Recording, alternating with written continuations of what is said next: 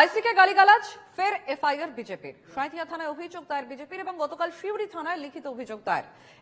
এবার অভিযোগ দায়ের করলেন পিয়া সাহা।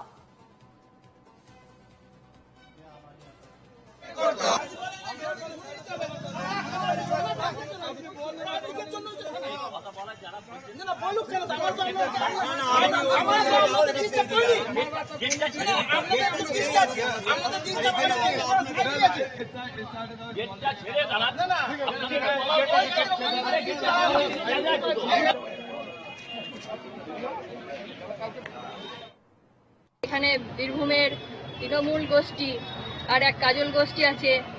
দুই গোষ্ঠীর মধ্যে এই অনুব্রত মণ্ডলকে যারা বীরভূমের বাঘ বলে সাজিয়ে রেখেছেন, আসলে উনি কি বাঘ সেটা তো সকলের সামনেই কাল পরশুদিন প্রকাশ পেয়েছে।